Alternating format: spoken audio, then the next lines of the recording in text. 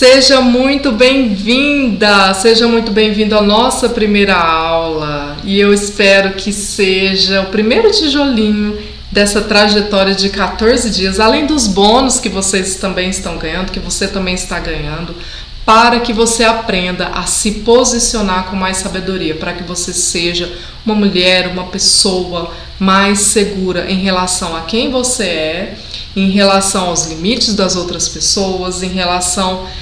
não fiquei confortável com essa fala sua, não fiquei confortável com essa situação. Então aqui, cada dia você vai entender o porquê que você age assim, porquê que você entendeu que se você for boazinha você vai ter recompensas, mas ao final você tá desconfortável, enfim. Tá lindo o projeto, gente. Nessa nossa primeira aula, sem mais delongas, nós vamos falar sobre um tema muito recorrente aqui no consultório, na minha vida, na vida das minhas amigas, de muitas mulheres também na minha família, que é essa necessidade em agradar as pessoas. Agradar a todos? Não, muito obrigada.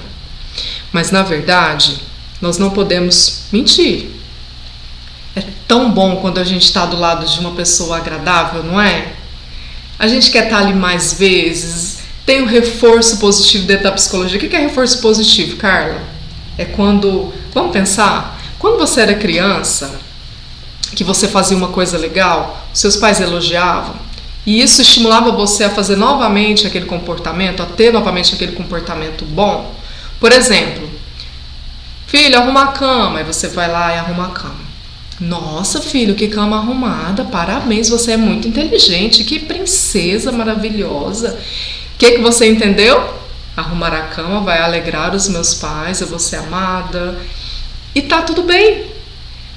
A questão aqui é quando eu passo do limite, querendo sempre agradar para ter esse reforço positivo, mas muitas vezes, diante de uma situação desrespeitosa, diante de uma situação onde excedeu aqui, um respeito, uma falta de cuidado, eu não me posiciono com medo de perder essa pessoa. Enfim, cada aula a gente vai detalhar aqui. Mas quando eu tenho essa necessidade sempre em ser agradável e o outro não tem tanto esse cuidado comigo. Então essa aula é sobre isso, você vai entender as razões disso, as razões pelas quais você está buscando isso, e se essa estratégia, entre aspas, que você tem escolhido seguir na sua vida, claro que é uma estratégia subconsciente, mas nós vamos aqui trazer para o consciente e a gente vai entender o porquê que eu estou agindo assim, vale a pena, eu tenho colhido bons frutos. Aqui é para a gente refletir, aprender e refletir e mudança. Então você chega aqui desconfortável, nós vamos refletir sobre isso para que haja mudança, para que a partir disso você colha bons frutos. É como no processo terapêutico, a pessoa chega desconfortável, entendemos as razões pelas quais ela está agindo assim e começa a acontecer, a partir dessa reflexão, o quê? Uma mudança. Então essa necessidade de agradar. Pensa, você está tendo muito? Então, minha linda, se eu chegar e falar assim pra você, não, eu não gosto de você. Deixa eu até ajeitar aqui o slide. Opa, peraí. Acontece, gente. Vou ajeitar aqui o slide pra ficar melhor o seu entendimento. Ó. E se eu chegar aqui pra você e falar assim, não, eu não gosto de você. Se alguma pessoa chegar até você e falar assim, fulano, eu não gosto de você. Como que você reage a isso? Você fica muito mal? Porque, não vou te enganar, nem todas as pessoas vão gostar de nós. E tem uma grande diferença entre gostar e amar. Deus diz que nós devemos amar todas as pessoas, certo? O que é amar para você, Carla? Amar para mim é respeitar, é não desejar o mal, é não planejar vingança, é não falar mal dessa pessoa. É olhar para essa pessoa como ela também sendo filha de Deus, respeitando ela. Mas muitas vezes o amar não quer dizer compartilhar tudo com essa pessoa, não é essa pessoa sentar na minha mesa, entende? O gostar já é diferente, o gostar já tem a ver com provei essa pessoa e gostei dela. Que interessante. A gente bateu, vinculamos, é minha amiga, me sinto à vontade do lado dela, eu posso falar o que eu quiser, eu fico à vontade, ela é uma pessoa que me acolhe, eu também acolho ela, eu respeito ela, então isso tem a ver com gostar. E aí, quando a gente gosta, a gente traz para a nossa vida, não é? Mas o amar, ele tem a ver com decisão. Por exemplo, lá na parábola do bom samaritano, aquele homem parou ali, viu, né, aquele homem ali caído, machucado, aquele homem nem conhecia ele, não sabia nem quem era aquela pessoa que estava ali caída e machucada, mas ele amou aquela pessoa, no sentido de decidir cuidar daquela pessoa. Olha, eu nem conheço você, não sei quem é a sua família, não sei onde você mora, mas eu vou cuidar de você. Pegou aquela pessoa, levou ali para lugar, né, da época para que cuidassem dele, pagou. Então ele amou aquela pessoa. Então amor é decisão, é prática, é respeito. Agora o gostar tem a ver com vínculo, tem a ver com conexão. E muitas vezes não são todas as pessoas que vão se conectar a você. É isso que eu quero que você entenda. E tá tudo bem, porque você tem o seu jeito, a outra pessoa também tem o jeito dela. Então agradar a todos, quando eu estou exageradamente buscando isso me diz mais sobre uma necessidade, uma carência, talvez um adoecimento, uma lacuna, essa necessidade de, gente, eu tô aqui, gostem de mim, sabe? E é perigoso, porque essa necessidade muitas vezes faz com que a gente permita que o outro nos desrespeite. E aí a gente vai falar mais um pouquinho sobre isso. E aí você sabia que tem até um nome para isso, que é a sociotropia, que é a personalidade excessivamente preocupada em agradar os outros e ganhar aprovação para manter relacionamentos. Agora vamos pensar aqui. Aí talvez você pensou aí, Carla, poxa, eu me identifiquei, talvez eu tenha essa característica aí de sociotropia. Porque excessivamente eu tenho isso. Gente, eu não estou falando aqui que você tem que ser uma pessoa desagradável, não é isso. É muito ruim estar perto de alguém desagradável. Mas quando você tem uma personalidade onde excessivamente você está buscando e preocupada tanto em agradar as pessoas, para ter a aprovação delas, para manter esse relacionamento, isso também não é saudável, tá? Então excessos, tanto eu ser desagradável, fazer questão de, eu sou do contra, eu não faço questão de cuidar de você, não tô nem aí pra você, tô nem aí, quero ficar sozinha mesmo, eu falo o que eu quero, não tô preocupada se eu vou ferir as pessoas, isso não é saudável. Mas isso também de, nossa, eu nem vou falar o que eu penso, eu vou me anular, eu vou fazer só as vontades do outro, o outro tá sendo desrespeitoso, eu vou ficar calada, isso também é adoecimento. Então, o propósito aqui do Antitolo é fazer com que a gente chegue num equilíbrio entre você e o outro, entre você e as outras relações. Mas nós nascemos com esse DNA, nós nascemos com esse DNA de ser aceito, com essa necessidade de pertencimento. Então nós temos, como está aí no slide, a necessidade de pertencer, de ser aceito, de ser amado, de ser validado. Tudo isso faz parte da construção da nossa personalidade. Então, se a gente for procurar lá na infância a raiz, né, na adolescência, nessa construção de quem nós somos, da validação dos nossos pais, do reforço positivo dos nossos pais, a gente vai entender por que estamos funcionando assim hoje. Porque na fase adulta, jovem adulto, você age assim, você age de tal forma, porque você entendeu. Só que muitas vezes a forma como você entendeu não está saudável, está fazendo você colher frutos amargos. E esse projeto aqui é para você pensar. Será que a minha estratégia, entre aspas, aqui de uma forma inconsciente, está me gerando bons frutos, né? Eu já bem falei. Por que eu tenho essa necessidade de agradar? Por que é tão desconfortável ser desagradável? E aí, quantas mulheres eu vejo que permitem viver relacionamentos? Vou até puxar aqui pra mim. Quantas mulheres eu vejo que permitem, por essa grande necessidade em estar agradando as pessoas, que se permitem viver relacionamentos abusivos, situações de violência, situações de negligência, de desrespeito. Por quê? Nossa, o nível de merecimento dela é muito baixo. Ela acha que tá tudo bem. Meninas, você tem que aprender a se posicionar. Se você é insegura, entenda. Cada aula você vai entender, como eu falei, talvez possíveis razões pelas quais você está agindo assim. Mas pensando nesse assunto, sobre essa necessidade de agradar os outros e de se anular para se encaixar no número exatamente do outro, porque vamos pensar a vida como uma loja de sapatos. Cada sapato tem um modelo, um número, e cada pessoa tem o seu jeito, o seu modelo. E aí muitas vezes eu calço o número e quero me encaixar na caixa do outro.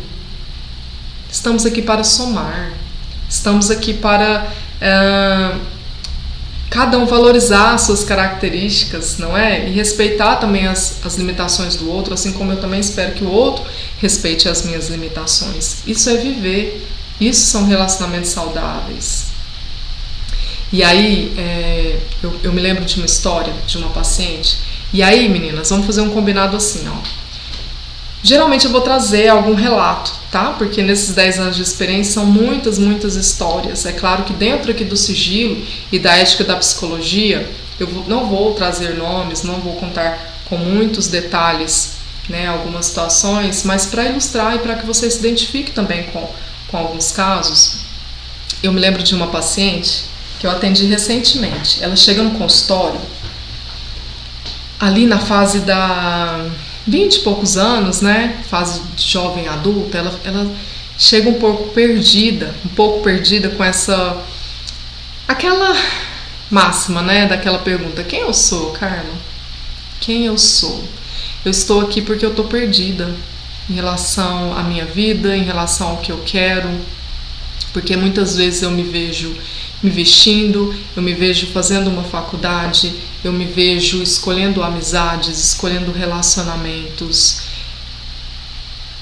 a partir do que os meus pais esperam de mim.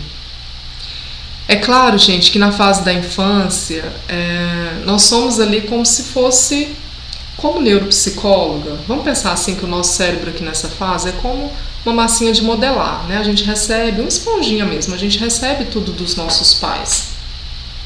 Então, por isso que a gente tem que ter cuidado, né, como pais, para sermos exemplos dos nossos filhos, porque eles repetem, né, repetem o que a gente faz, eles obedecem, eles não veem os pais como... Por exemplo, eu tenho 2 filhas, eu tenho uma de 9 e uma de 17. A mais novinha vê a gente como sendo perfeitos. Nossa, que pais bons, meus pais, né? A de 17, como já está adolescente, ela já consegue enxergar: poxa, meus pais têm essas limitações, e é saudável que isso aconteça. É saudável que haja, sim, um rompimento disso, né, dos nossos pais, mais pra frente também eu mencione isso. Mas onde eu quero chegar é o seguinte: o que você traz hoje na sua fase adulta, que pra você faz super sentido, que pra você é importante, que os seus pais te ensinaram, mas o que você escolheu não trazer? Então essa paciente chega muito perdida em relação a quem ela é. E aí eu vou contar um pouquinho da história dela para vocês entenderem. Essa paciente, a mãe dela se casou com um homem bem mais velho e já tendo ela e outro filho. E ela desde pequenininha, o pai mais velho cuidando delas ali, né? Era uma mãe, essa mulher era uma pessoa que não tinha uma condição financeira ali muito abastada, né? Era uma família que vivia numa escassez muito grande.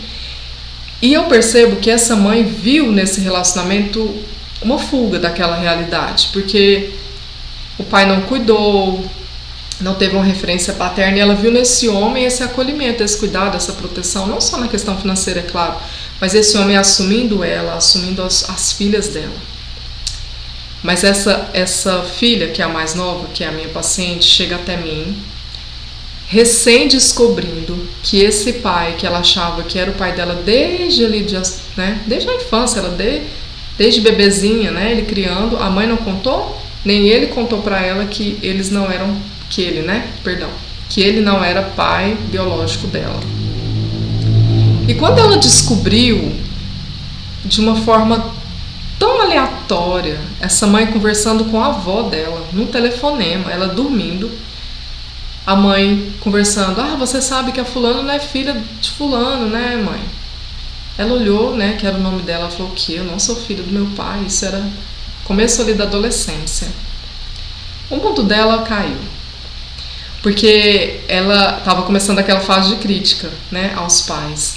E ela sempre foi a filha obediente, a filha agradecida, a filha que, enfim, que fazia tudo o que os pais falavam para agradar os pais. Só que, pasme, sabe o que aconteceu? Essa mãe abafou o caso, não falou mais nada, e essa menina ficou calada por muitos anos, vendo o seu pai, que ela considerava pai, que cuidava, né, dela financeiramente, mas que tinha falas muito depreciativas em relação ao seu estereótipo de mulher preta, de mulher negra. Era um pai muito racista. E ela começou a entender, nossa, talvez o meu pai está agindo assim, sempre teve essas falas porque ele sabe que eu não sou filha dele. Né? A mãe não tinha os mesmos traços dela, o irmão também não tinha os mesmos traços dela, mas ela, por ter um pai biológico da raça negra, ela nasceu com um estereótipo e ela se via ali muito diferente da família, porque ela se via, poxa, eu sou negra e ninguém aqui é negro, o meu pai critica pessoas negras. Eu vou na família do meu pai, que achava que era o meu pai biológico, todo mundo é branco e eu sou negra. Então ela começou a se ver como um patinho feio ali naquela família. Eu não sou bonita, meu cabelo é feio, meu tom de pele é feio.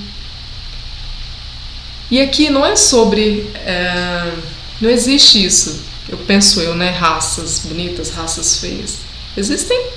Tem a questão da estética, pessoas lindas. E essa minha paciente, esteticamente, ela é maravilhosa. Ela é uma mulher muito bonita, mas ela não se vê como sendo bonita. E para agradar aos pais, ela começou a negar as suas características físicas. Então, ela começou a não assumir o seu cabelo, que é lindo. Ela começou a fazer uma faculdade que não queria para agradar os pais. Ela começou a se relacionar com fulano de tal para agradar os pais. E ela chega no consultório, depois dessa história, olhando para ela e falando, quem eu sou, Carla? Quem eu sou? Essa não sou eu. Como resultado de agradar a vida toda aos meus pais, hoje eu me olho no auge dos meus 20 e poucos anos e penso, essa não sou eu. Você já passou por isso? Por essa excessiva necessidade em agradar as pessoas, você já olhou para você e falou assim, mas essa não sou eu. Eu estou me negando para não gerar um desconforto nas pessoas.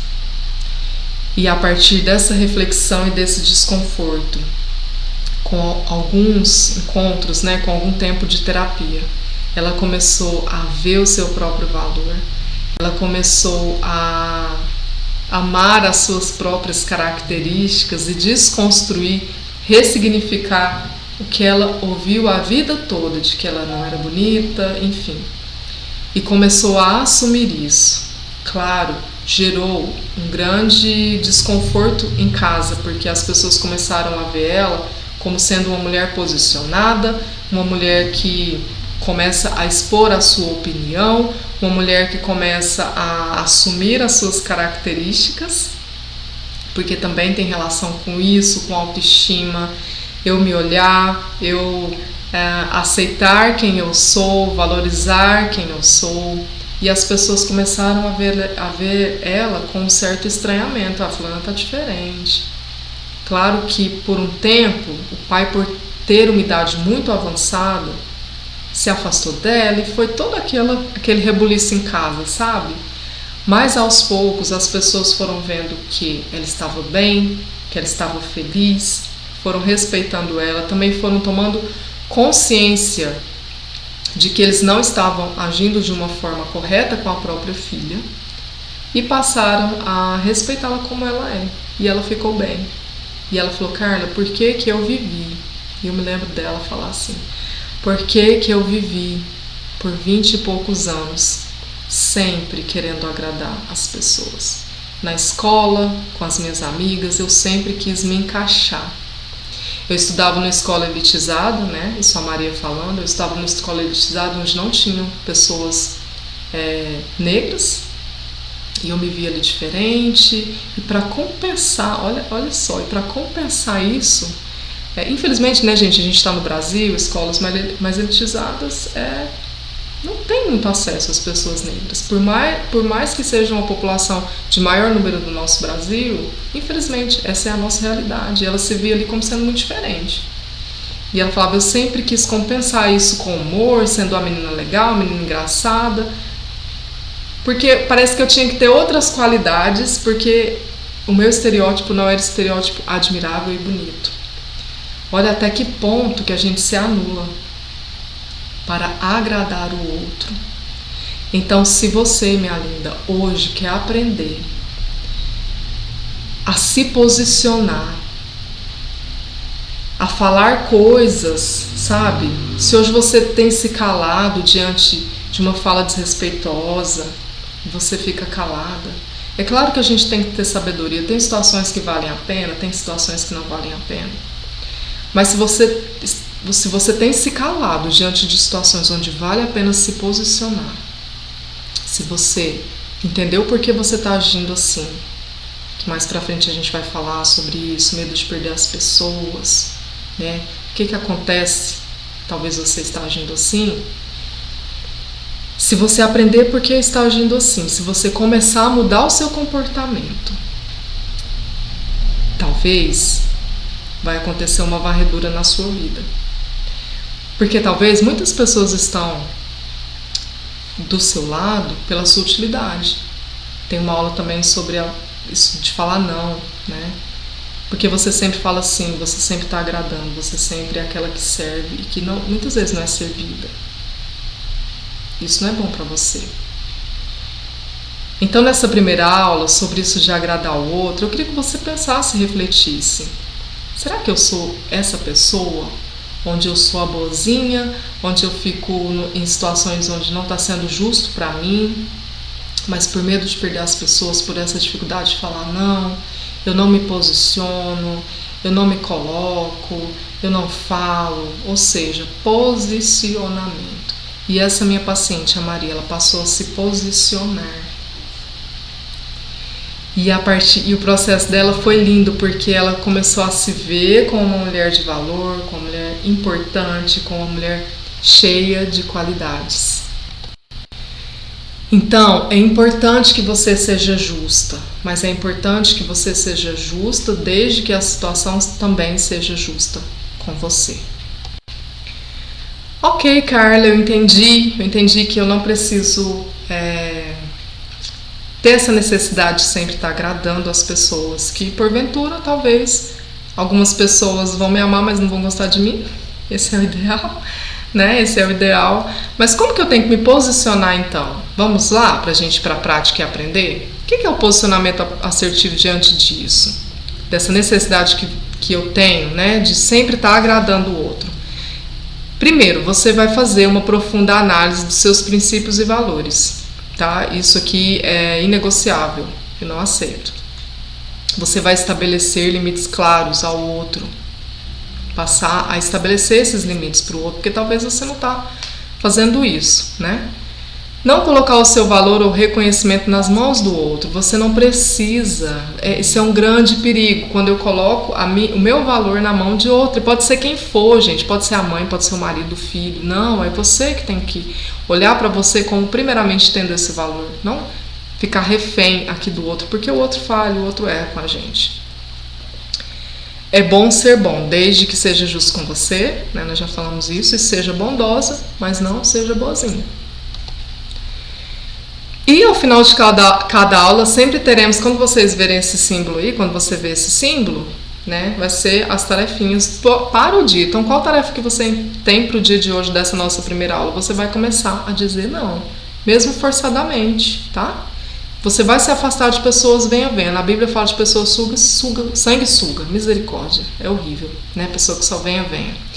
E você vai se fortalecer emocionalmente, olhar mais para você e menos para o outro. Esse é o caminho, olhar mais para você e menos para o outro.